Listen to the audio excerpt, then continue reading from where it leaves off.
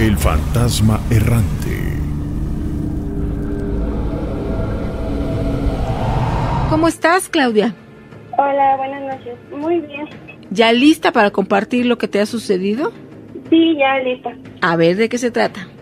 Sí, mira, yo tengo un relato sobre una noche que yo soy de Sonora y había unas ferias en mi pueblo. Sí. Entonces andábamos mis amigas y yo paseando por ahí, sino que nosotros queríamos ir a la feria ya más noche, que yo soy como tipo rodeo. Sí.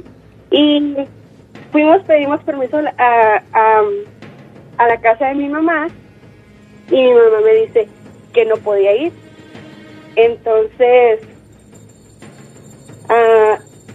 pues yo le dije que yo quería ir, que tenía muchas ganas, que me dejara. Me dijo mi mamá, no vas a ir. Para esto, pues andamos en el carro de una amiga. Y le dije a mi mamá, yo me voy a ir, aunque tú no quieras. Y dijo, bueno, se les va a aparecer el diablo. Así nos dijo mi mamá. Para eso, me dice mi amiga, ay, que se les va a aparecer, vámonos. Y nos fuimos a la feria del rodeo. Cuando íbamos tenemos que pasar por un lugar que está un poco solo para llegar al rodeo. ¿Y cuál fue la sorpresa? Que a medio camino está como unos pozos de agua. Y por ese pozo de agua se nos apareció un perro Doberman negro. Ajá. Entonces, el perro no nos dejaba pasar, se atravesó al carro y tal vez como el perro, o sea, o no sé si sería el diablo, no sé, pero el punto es de que, como sabe, yo pienso que el diablo juega con nuestros sentidos débiles y él sabía que nosotros somos amantes de los animales. Entonces no lo íbamos a atropellar, obviamente. Sí. Entonces se apareció el perro enfrente del carro y no nos dejaba pasar. Entonces mi amiga, iba manejando mi amiga y el perro iba y me seguía a donde yo estaba, por el vidrio por donde yo estaba.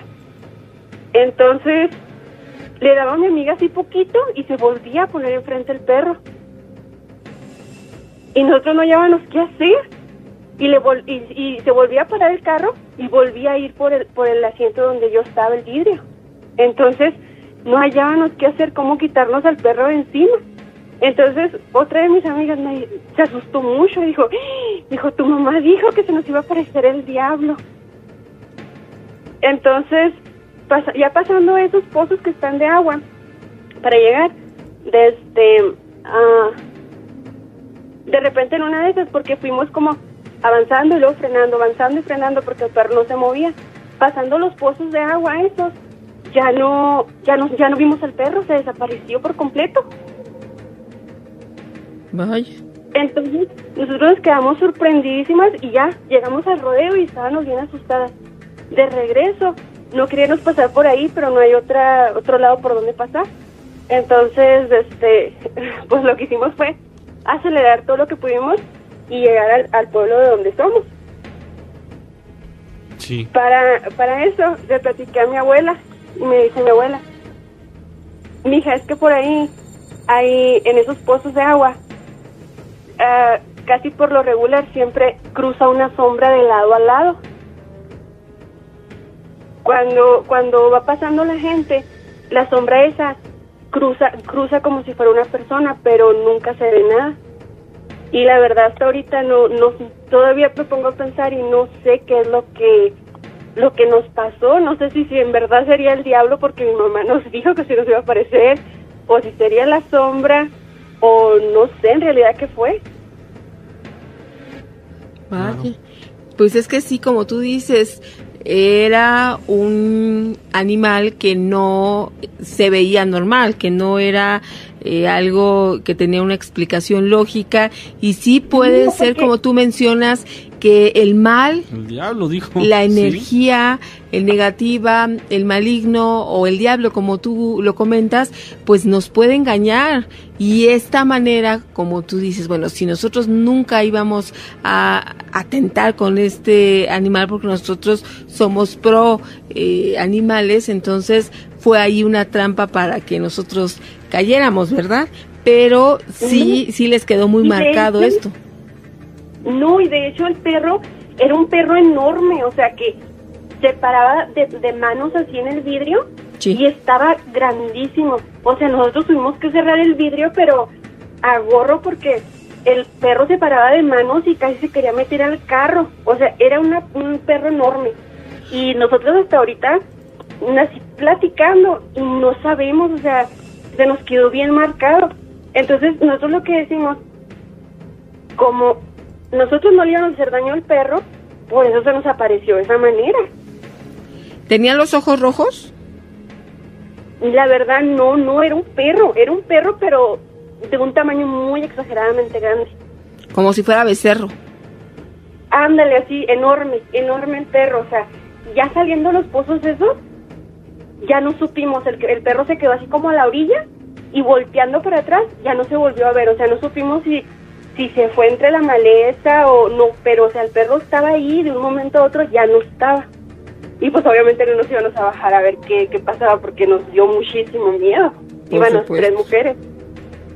Vaya experiencia, Claudia, este animal que pues no era un perro cualquiera, sin embargo los espantó muchísimo, y segura estoy que a la hora que tú lo estás relatando y estás viendo en tu mente esa imagen, hasta la piel chinita se te pone. Sí, de hecho, llegamos al pueblo donde somos y le platicamos a mi mamá, y mi mamá se estaba riendo, dijo, qué bueno, vuelvan a desobedecer y se les va a volver a aparecer el perro. Y nosotros dijimos, no vamos a volver a desobedecer, porque sí nos quedó una muy mala experiencia.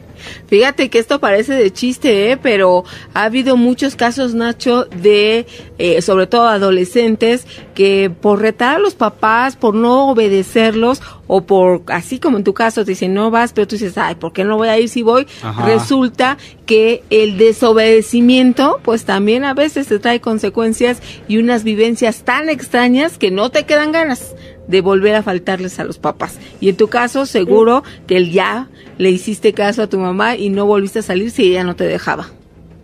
No, de hecho sí, nosotros a veces como adolescentes pensamos que no nos va a pasar nada, entonces nosotros desobedecemos, y al momento de desobedecer, y muchas veces mi abuelita nos platicaba que cuando la mamá maldice o predice algo, muchas veces sale cierto, y en este caso salió cierto, o sea, y ahora, así platicando mis amigas y yo, decimos, sí, nos volvemos a ir, y luego una de mis amigas, o sea, como toma de burla, nosotros siempre nos burlábamos porque mi mamá nos decía, no se vayan, y les va a aparecer esto, se les va a aparecer la bruja, algo, y nosotros nos reíamos. Entonces, en este momento que sí nos sucedió, ahora sí nos dice mi amiga, no nos vamos porque tu mamá dice que se nos aparece el diablo.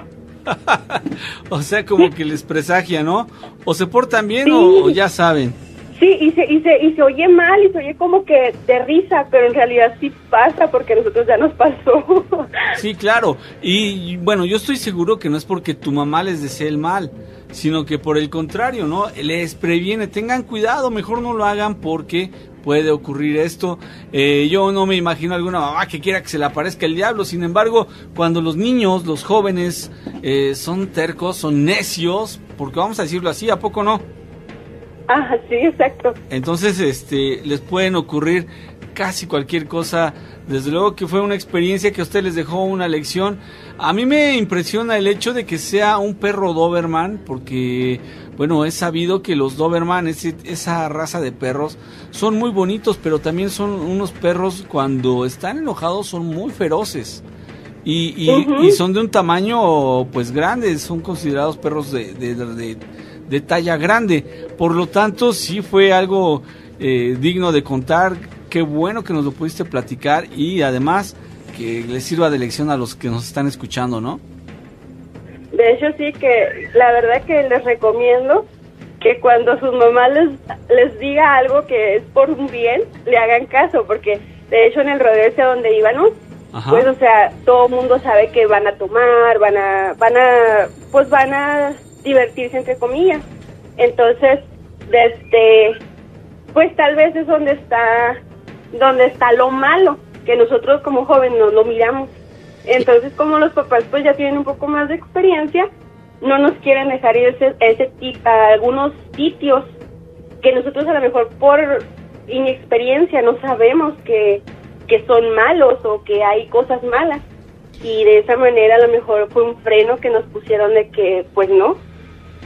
Pues Claudia, muchísimas gracias, porque también queda como testimonio para aquellos adolescentes que nos estén escuchando, y próximamente cuando tú lo decidas volvemos a tener una comunicación. Que pases excelente noche. Muchas gracias, igualmente. Un relato desde Tijuana y tenemos a nuestro amigo Iván. ¿Cómo estás? ¿Qué tal? Buenas noches. Buenas noches. Bueno, es que ya algunos años, tengo 27 años, y cuando mi papá estaba vivo, que mi padre pues ya pasó a mejor vida, mi papá cuidaba una casa de 5 pisos aquí en la colonia que se llama El Rubí. Sí. Se la cuidaba un amigo, pero lo curioso de la casa es que contaba pues toda amueblada. Yo iba en la secundaria y mi papá pues la cuidaba, y yo iba y venía. Entonces, cuando yo pasaba a visitar a mi papá y a veces no se encontraba, era ya de noche. Yo llegaba y me metía a veces por una ventana porque él no se encontraba. Y lo curioso era de que cuando yo me quedaba ahí solo, se oían pasos, porque la casa era de 5 pisos, se oían las pisadas. Y lo más raro es que como yo, ahí donde están las escaleras para subir era como de caracol, y donde estaba mi cuarto era el 3er piso. Entonces, pues oía el eco de los pasos, se oía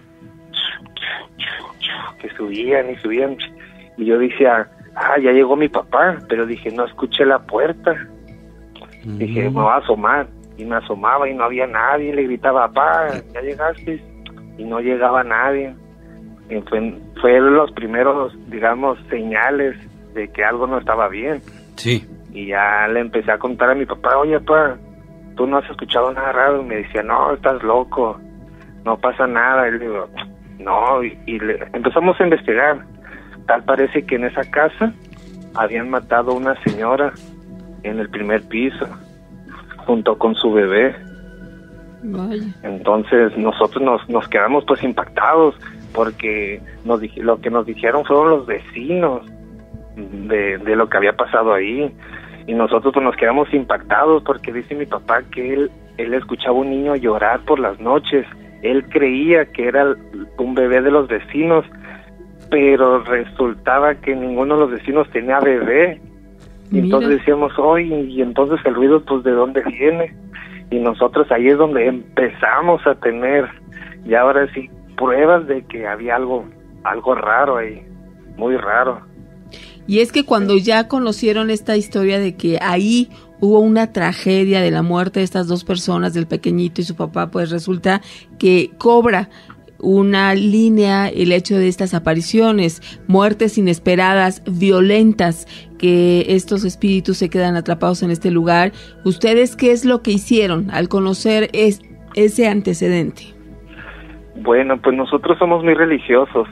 Llegó mi abuelita con veladoras y agua bendita, y empezó a bendecir piso por piso y cuarto por cuarto. Pero no, pues al parecer no calmó los espíritus, ni para que pasaran al otro mundo o descansaran en paz. Entonces nosotros decidimos ir con otro amigo que pues él, digamos que conocía algo de magia, por decirlo así, magia blanca. Él empezó a hacer como tipo rituales para que pues ellos pudieran pasar al plano pues espiritual, digamos, al más allá, sin causar pues algún tipo de molestias, porque ahí también yo tengo otros hermanos. Al parecer mi hermana tenía muchas pesadillas, no descansaba mucho en las noches, y decía que soñaban con una señora que tenía el pelo largo y con un vestido blanco, que tenía muchas pesadillas. Entonces ahí pues dijimos, no, pues aquí ya está pasando de hacer contacto, digamos, a meterse ya en lleno, pues, a nuestras pesadillas, a nuestra forma de vivir, porque pues ahí cambió todo. Lo que hizo nuestro amigo fue como un círculo con un pentagrama y empezó a quemarlo así, a tirar fuego, y las llamas subieron hasta el techo, y nos contó el amigo que había un espíritu muy fuerte que había tenido una muerte tan trágica que seguía ahí, pues su energía ahí estaba y no se quería ir.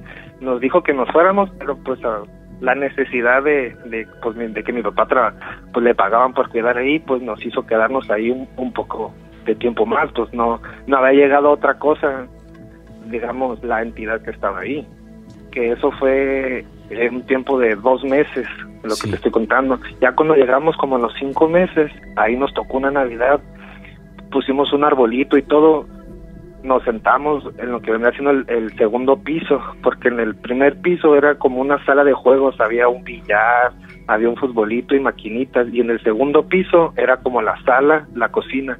El tercer piso eran los cuartos, el cuarto piso era como otros cuartos, pero estaban todos cerrados, mi papá no tenía llaves de ahí, y el quinto piso era como un tipo terraza, donde se oían también ruidos.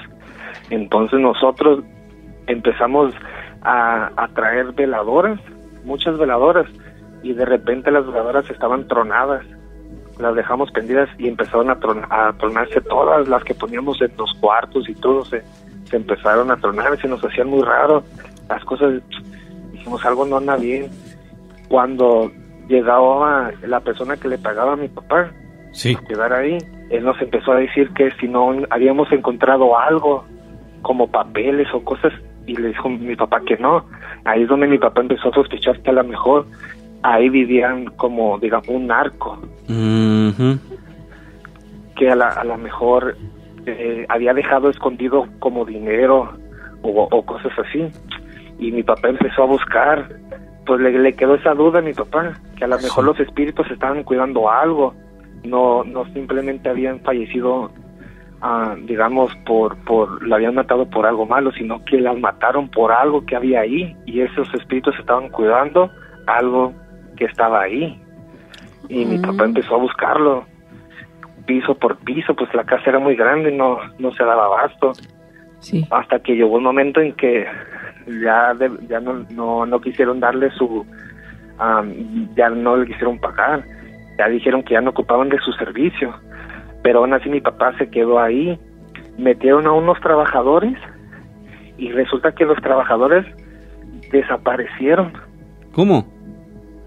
Sí, desaparecieron porque encontraron ellos un tesoro, una caja que había papeles, habían monedas de oro, habían diamantes. ¿Cómo saben ustedes que efectivamente estos trabajadores encontraron todo esto que comentabas, amigo? Muy buena pregunta. Ajá. Todo eso pasó porque ellos mismos regresaron a lo que vendría siendo al paso de una semana, a regresar esas cosas a la casa, porque decían que estaban malditos. Órale. Que toda su familia se enfermó, sus hijos, su esposa, y no nomás era de un trabajador, eran 5 trabajadores los que estaban supuestamente haciendo remodelaciones, pero yo creo que la persona que estaba a cargo pues de la casa, que había contactado a mi papá y a los trabajadores, estaba buscando, yo pienso eso, porque por algo, digamos, el señor hacía preguntas pues muy raras y nunca hablaba con la verdad, siempre decía como que las cosas como en doble sentido. Sí. Entonces, nosotros nos supimos porque ya mi papá, que ya casi pues no se quedaba mucho tiempo ahí, por lo mismo que había trabajadores, y estos trabajadores que regresaron empezaron a contar lo que a ellos les había pasado en esa casa. Ellos decían que cuando estaban trabajando ahí, que estaban haciendo remodelaciones, escuchaban los martillazos. Escuchaban martillazos en lo que venía siendo el cuarto piso, se oía cómo pegaban una loseta, había loseta arriba, y pues se escucha, es un ruido muy, digamos, en particular. Se oía. Y decían ellos, oye, tenemos a alguien allá arriba. Y decían, no hay nadie. Dice, ¿cómo puede ser? Y que iban y revisaban. y se fijaban y no había nadie. Y se quedaba muy raro. Eso fue lo que nos platicaron. Por eso ellos, cuando trajeron todo, porque trajeron lo que eran monedas de oro, unos diamantes, unos chiquitos, eran como unas pulseras, Sí. y unos como collares, como cosas de mujeres. Sí. Eran casi todo como mujeres. Por eso viene de ahí que miraba a mi hermana en sus pesadillas, y uno de los trabajadores de ahí decía que miraba una mujer caminar por los pasillos, y era cuando nosotros se nos enchinaba la piel. Pues yo Sí. estaba muy chiquillo. A mí esas cosas, pues yo no creía, para ser honesto, hasta que ya me empezaron a contar y lo empecé a vivir. Dije, esto ya está pasando a otro nivel. Sí. Entonces los trabajadores empezaron a contar que oían ruidos, caminar, escuchaban a un bebé llorando igual que mi papá, Ujú. escuchaban a la señora llorar, y ellos pues digamos que son de esa, eran de Chiapas, pues esa gente no le tienen miedo, ¿no? Ellos tienen Sí. otro tipo de cultura. Ajá. Cuando nosotros, me refiero a nosotros, era mi papá y mi abuelo, que Sí. ahora mi abuelo también salió, digamos, en este cuento. ¿Por qué? Porque todo parece que pues mi papá se quedó sin trabajo, y mi abuelo era el que iba y lo traía para recoger las cosas que había dejado mi papá, y entre ida y venida que traían las cosas que había dejado mi papá ahí en la casa, pues hacían plática con los trabajadores. Sí. Y ahí es donde nosotros nos dábamos cuenta de lo que ellos pasaban, porque como mi papá ya le habían quitado su trabajo, digamos, como vestidor, los trabajadores se quedaban ahí en la noche, pero no Sí. se querían quedar, les daba miedo. Mira nada más, pues, ¿cómo no? Imagínate. Les daba miedo porque dicen que las noches se oían que trabajaban en el techo, en la terraza. Sí. Se oían los golpes, se oían como arrastraban madera, se oían como las puertas, las pisadas, que Sí. dicen ellos y eran 5 trabajadores los que se Ajá. quedaban ahí. Dice que los 5 se hacían bolita en una esquina, y que uno le decía al otro, ve tú a revisar. Qué chillones, El ¿no? otro, no, mejor ve tú. Dice, no, todos, dice, no, pues mejor no vamos ninguno y nos quedamos todos aquí. Porque se veían unas cosas que dicen de ellos, Ajá. que de plano era para que te pusieran los pelos de punta. Oye, hermano, pero dime una cosa. Ellos decidieron regresar todo. O sea, ya habían pensado que se llevaban un gran botín. Dice, vámonos de aquí, ya para qué regresamos. Pero tuvieron que devolver todo porque estaba maldito, así lo dijeron ellos. ¿Qué les hizo pensar que estaba maldito? ¿Qué? ¿Se les aparecían personas o se empezaron a enfermar? ¿Cuál fue la causa? Sí, fue lo mismo que cuando ellos pues llegaron. Dicen ellos que repartieron ahora sí que el botín, lo que Sí. habían encontrado. Ajá. Todos eran, digamos, del mismo pueblo, Sí. nomás, digamos, de diferente colonia, Ajá. porque allá en los pueblos pues es muy diferente. Sí, Digamos que ellos empezaron a enfermarse, eso es, sí. sus esposas, sus hijos, vómitos, Sí, tenían alucinaciones, miraban, digamos, a la mujer, Mira. mujer, y tal y como mi hermana la había soñado. sí, sí. Todo esto, pues empezamos a sacar conclusiones por lo mismo de que, te cuento, de que mi abuelo y mi papá iban a recoger cosas y plática, ahí Sí. todos empezaron a contar sus anécdotas. Ajá. Y ellos decían que miraban, y sus hijos miraban a una mujer de blanco, muy alta, con el pelo suelto. Entonces es cuando ellos empezaron a decir, oye, algo no está bien, y le llamaban a su otro, al otro trabajador, oye, mira, me está pasando esto, y ellos decían, ¿en serio? A mí también me está pasando lo mismo. Ajá. Y le hablaban al otro y decían, oye, mira que lo está pasando a mí también. Fue cuando ellos dijeron, ¿sabes qué? Vamos a regresar las cosas porque eso está maldito. Sí, Ellos mismos ahí en su pueblo buscaron como un tipo brujo, un tipo chamán, donde Sí. él fue el que les dijo, y dijo, ¿saben qué? Dice, esta mujer que viene con este tesoro, dice, está maldito, ya que ella murió protegiéndolo. sí. Ella murió Era el con guardián. el tesoro. Ajá. Sí, y lo tienen que regresar, se lo tienen que dejar en su casa, de donde lo agarraron, lo tienen que ir a regresar todo, porque si no, puede hasta llegar a matarlos, pues. Sí. Porque ella pues es tanta la fuerza, digamos, la energía que tiene el espíritu, que no los va a dejar a ellos nunca. Entonces fue cuando ya regresaron las cosas y los trabajadores todos llegaron y lo pusieron adentro en la puerta, digamos, porque pues ahorita ya está abandonada. Sí. Ya ni puerta hay, nomás dejaron el tesoro, y la gente que cuidaba ahí, quién sabe qué habrá hecho. Ahí sí ya no supimos nada. Eso ya hasta ahí llegó lo que vendría siendo el tesoro. Llegaron ellos, lo entregaron, le pidieron perdón al espíritu, a la entidad que haya estado ahí, y se regresaron. Ya nunca más volvieron a estar ningún trabajador. Hasta ahorita la casa está sola. Oye, y del tesoro, bueno, si ya lo regresaron, ¿y qué pasó? ¿Cuál fue el final del tesoro? ¿Lo volvieron a enterrar? Supuestamente mi papá y mi abuelo, que fueron ya los últimos que estuvieron, digamos, envueltos en lo que vendría siendo la casa, ¿sí? Se lo quedaron las personas que estaban, digamos, los dueños de la casa.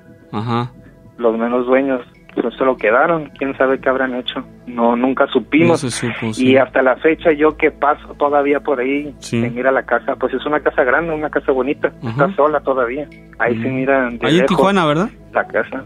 ¿Mande? En Tijuana. En Tijuana, en la colonia El Rubí. Y todavía está sola. Todavía uno pasa y se miran las telarañas, las paredes ya viejas y todo. Es una casa que da miedo nomás de verla. Y luego de 5 pisos, pues es una casa enorme. Sí, imagínate. Y hasta ahí llegó lo que vendría siendo eso. Y es algo que a mí pues yo soy muy fan de La Mano Peluda desde que estaba Juan Carlos Sáenz. Juan Ramón. Y yo es algo que yo había querido compartir.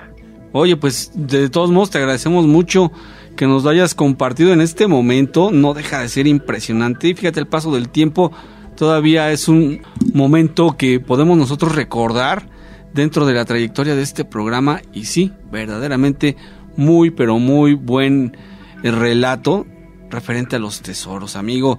Qué genial historia. Me gustó porque nos refrescaste varias cosas en cuanto al recuerdo, a la memoria de algunos episodios que hemos tenido aquí, más o menos semejantes con lo de esto de aparición de tesoros. Sin embargo, aquí tuvo la peculiaridad que las personas que se lo hallaron lo tuvieron que devolver, porque de plano, quién sabe qué hubiera pasado.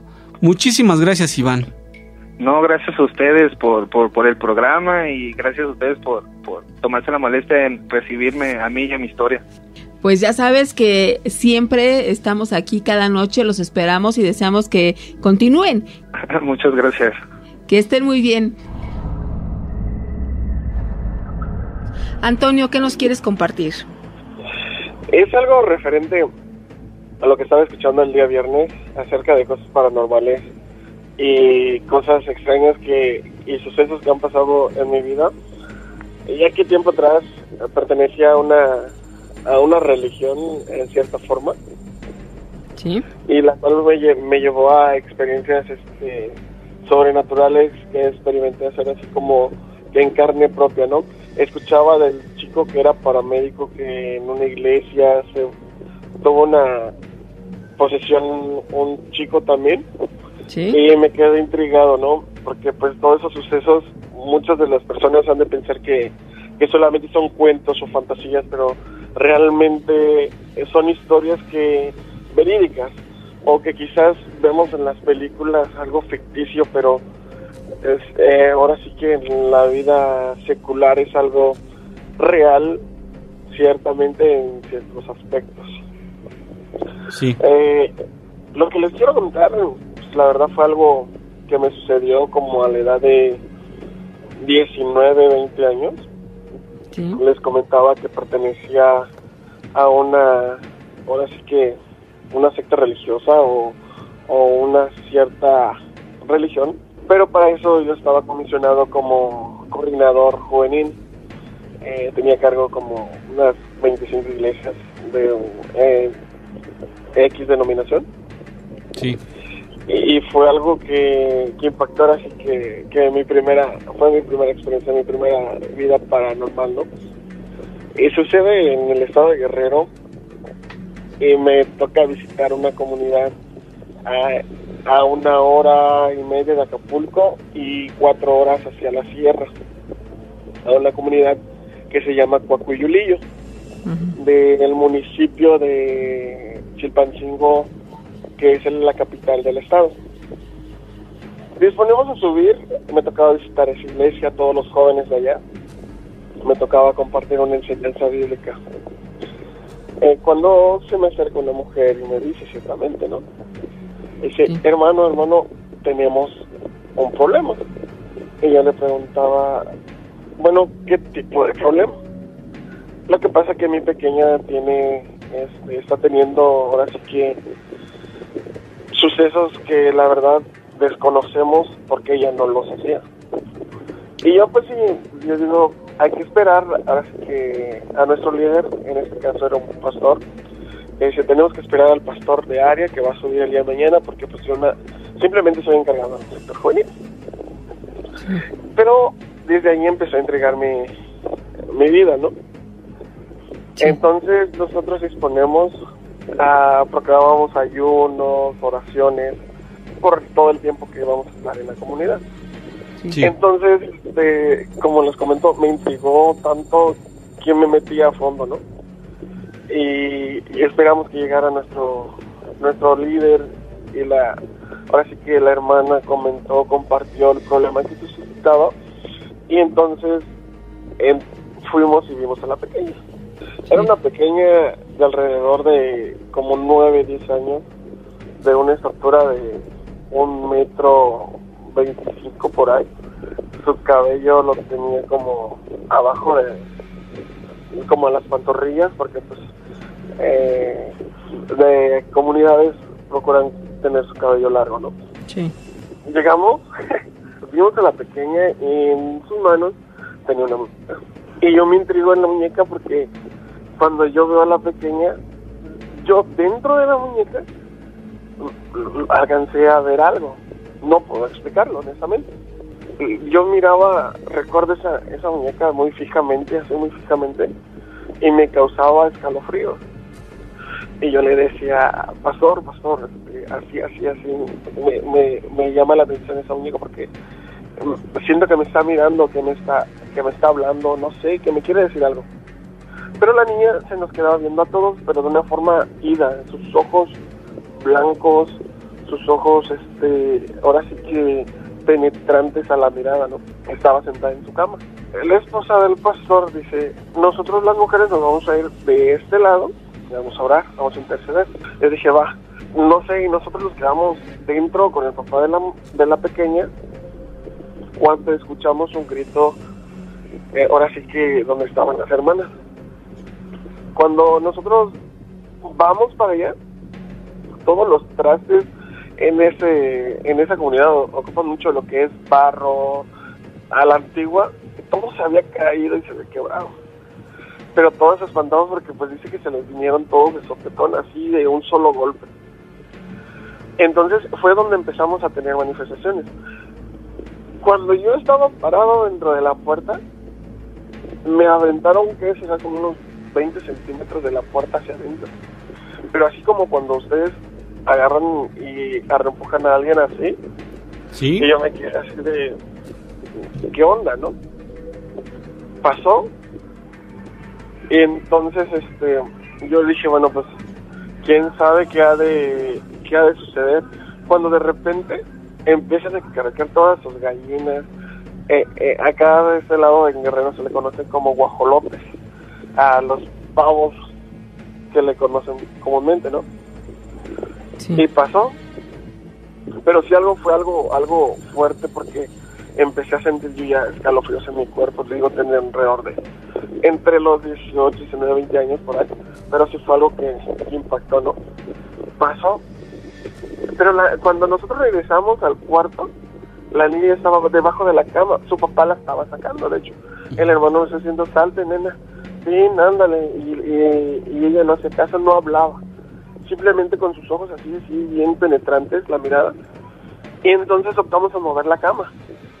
Cuando nosotros movemos la cama, es donde la niña empieza a hacer sus manifestaciones, algo así, no podría explicarlo, algo feo, horrible.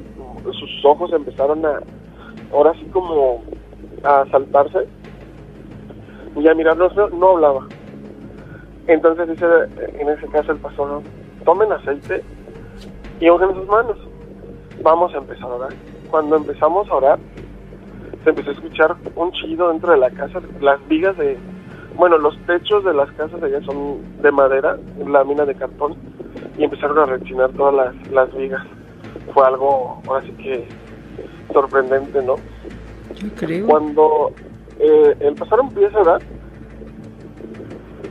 la niña empezó a tener ahora sí que reacciones, a retorcerse. ajá, Se jalaba su cabello y se tapaba la cara, lo mordía, así, algo fuera de lo normal. Una niña, sabemos que cuando actúan es algo sencillo, algo que, pues, no sé, pero esa vez yo en mi persona sí tenía mucho miedo.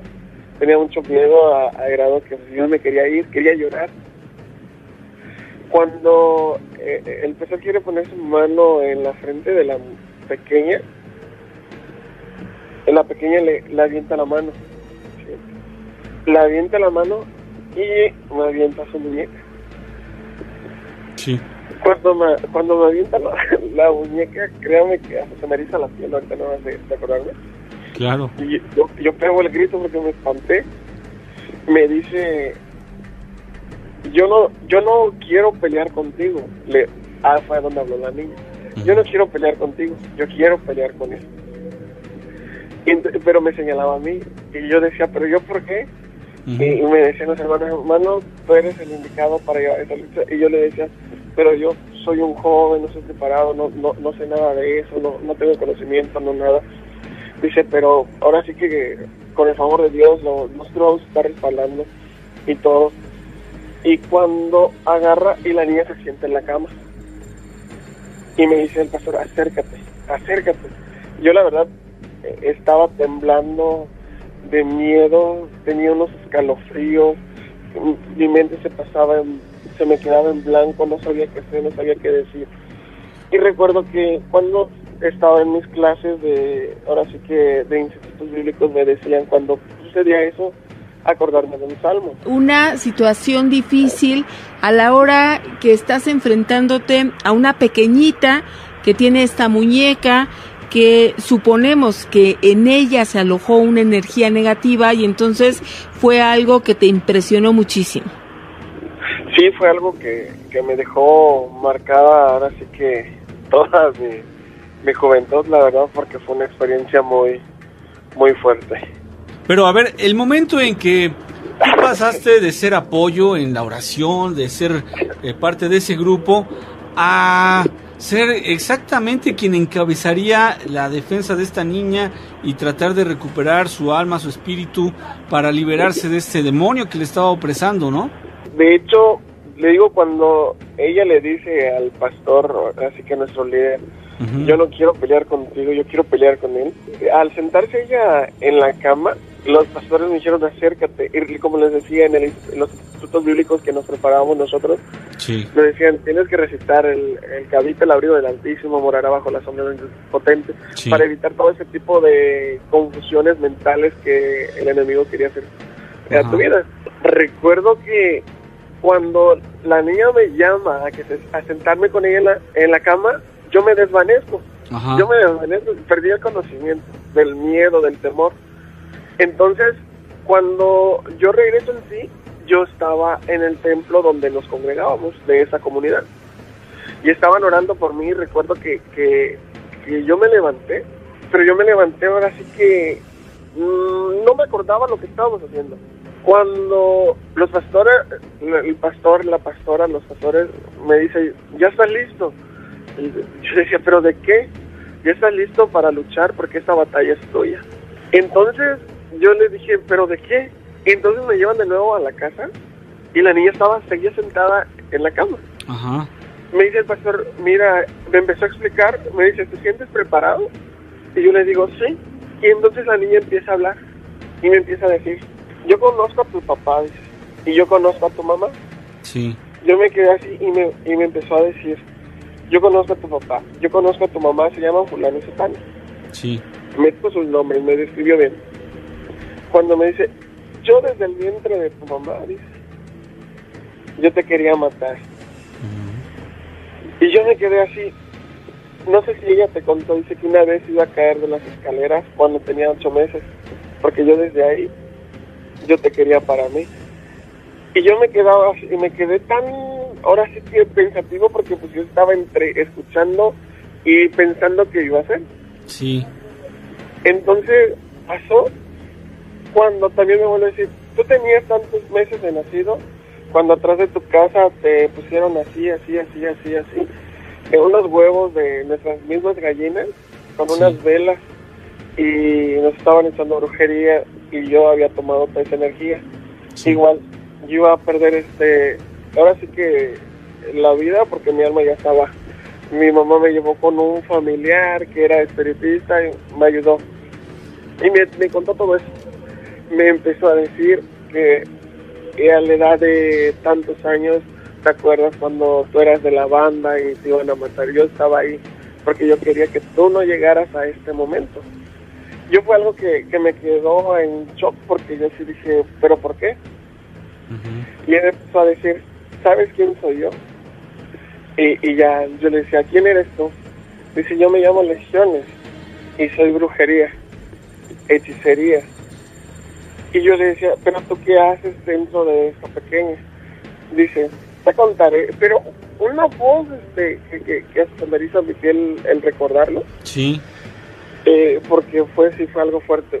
Claro. Y ella me dice, esta pequeña, dice, dentro de una cantarilla se fue a esconder. Y ahí estaba yo. Estaba llena de alfileres, ¿sí? Porque estaban haciendo un amarre.